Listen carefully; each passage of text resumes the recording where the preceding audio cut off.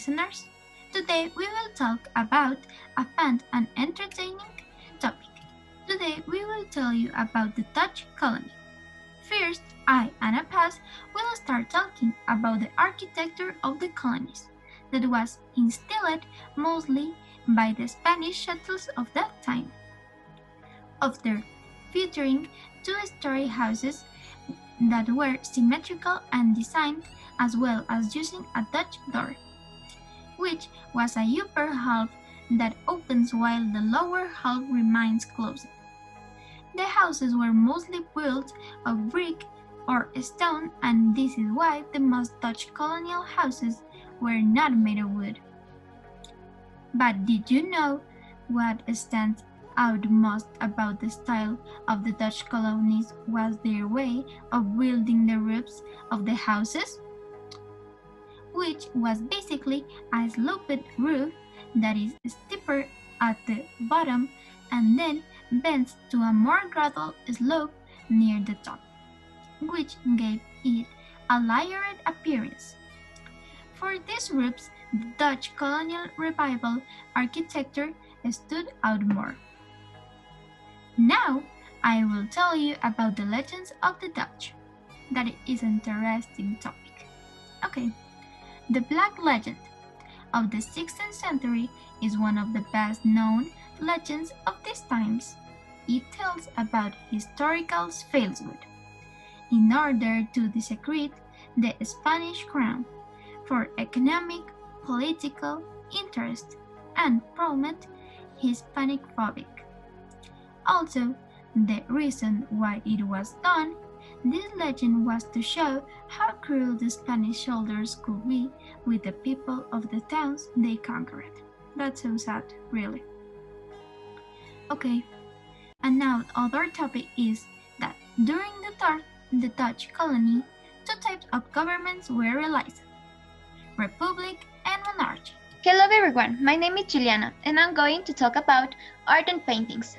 Let's start. Art in the Netherlands is characterized by love of the country and national character of the people. The words clearly reflect adherence to the principles of Protestantism and democracy, in contrast to artists from other countries. Dutch artists later served popular tastes. In the century 17 was a par excellence to the so-called Golden Age of the greatest and most famous Dutch painters.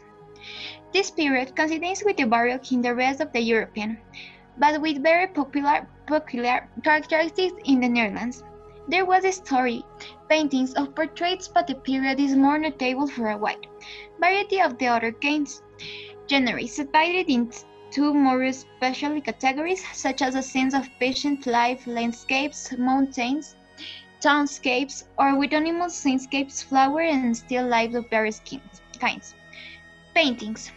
The most important artists were Jan van Sint Joden. His painter was born in 1596 in Leiden, the Netherlands, dying in 1656. In The Hague, he was a noted painter and printmaker, being one of the most greater landscapes painters in the Low Countries during the century 17. His specialty is small paintings with river scenes.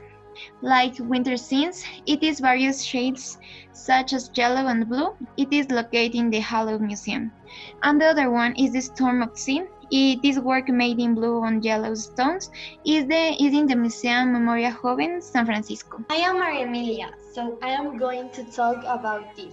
Okay, I'm going to talk about the traditions most important. One of the traditions most important are the Day of the Queen.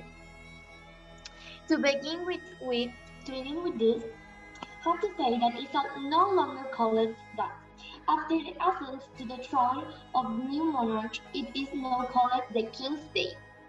What has not changed is the dress party that is being prepared in the country and the traditionals, but with everyone goes down to the street dressed in orange, the color of the monarchy.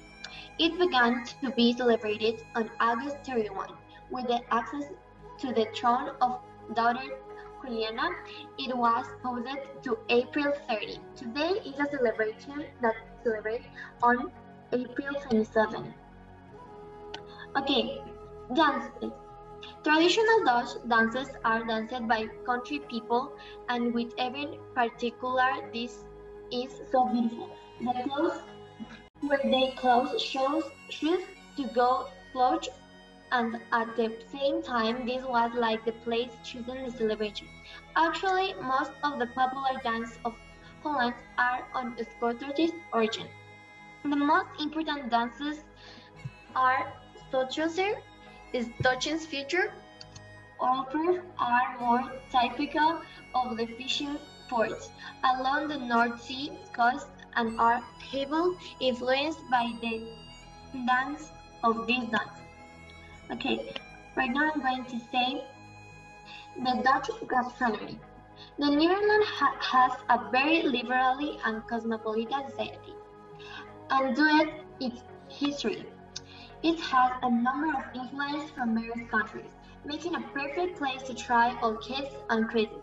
The most traditional cuisines of the Netherlands is characterized by the cosmopolitans of bread, potatoes, and fish from the North Sea, as well as typical of cheese and some vegetables that serve mainly as a accompaniment for this preparation of soaps and sweets perfect from the cool winter. The most characteristic dishes are stampu, a type of sweet, airwick soap, a trick of soap whose main ingredient is beef, riftafel, a combination of white rice, vegetables, and meat born from the influence of Indonesia cuisine, and finally a fish we will hiding the hairy bird type, especially of making day. It made no famous as the old Italy, but some typical tradition dishes since are these ones of Scotland and England.